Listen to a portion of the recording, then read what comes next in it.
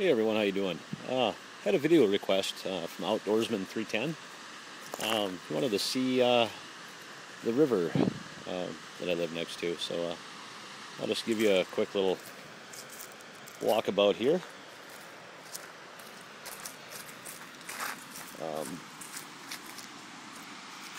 I built this whole area. When I first moved in, it was all construction debris and all kinds of nasty stuff down there. So I built this fieldstone sitting area. All total, with all the rock work I did, it was probably, boy, about 6 tons worth of rock that I moved by hand. a lot of work.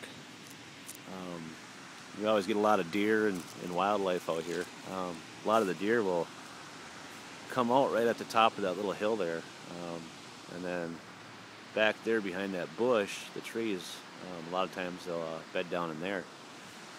But here, we'll just go on down here. I'll take you up here by the dam, over by the spillway.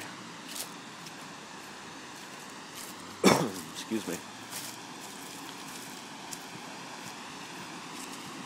There's some big fish in here too. I've seen some big northerns pulled out of here last week, or 2 weeks ago, when I was fishing off that dock over there. I was casting my bait up by those reeds and letting it drift along the shore. I was trying to nail some trout, but nothing would hit. So I stopped it in front of that dock, and I was just messing around, and I was looking down in the water, and man, this great big log fish, I believe it was a northern because it had the basic shape of one, but it come out, and that thing had to be, I don't know, probably about as big as round as a one of them small saucer plates, probably 8-9 inches across, whatever. But come out, looked at my bait, and then swam right back underneath the shoreline there. Kind of cool. But here, we'll get down here to the spillway.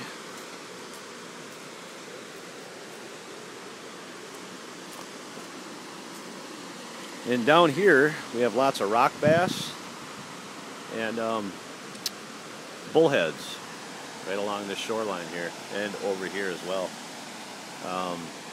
The spillway comes underneath the old power station.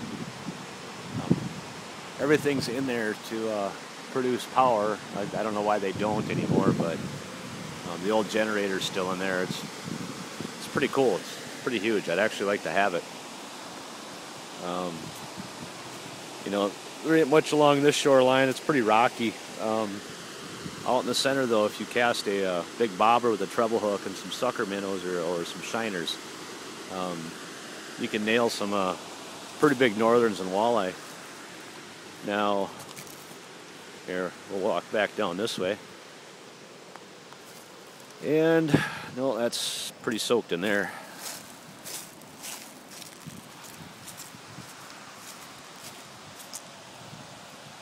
And there's trout in here as well. There's natural browns and brooks, but they do stock it as well, which is, I don't know, kind of disappointing. But right here, pretty much here, I'll point with my finger, right in this area, every night, every morning, there's a couple fish that jump out here. Not sure what they are.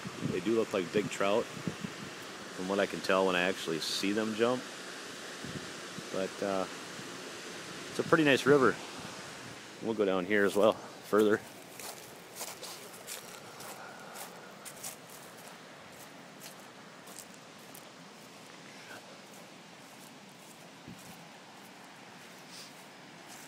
Now this river goes for miles. It snakes through the backside of town here.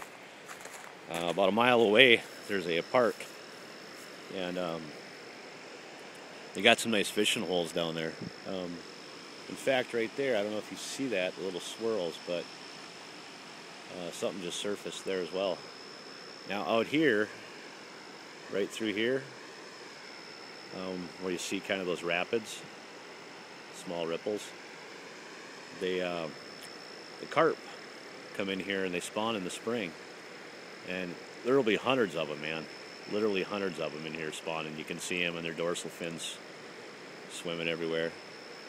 But this river, if you can see down in there, goes for quite a ways. And then if you walk up my driveway and you go down, you take a left and you go down behind the city building, there's a nice little point down there where another creek that comes through town, which is loaded with trout, comes in and it forms a point. I found an old fire ring down there.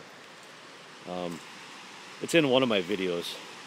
I don't know, probably 10 or 15 of them back. But anyway, this is the river I live on. It is productive if you know how to fish it. It does get overfished, so the fish here are rather intelligent, per se. So anyway, there you go, Outdoorsman310. Hope you enjoyed, and thanks for the request, man. We'll talk to you later.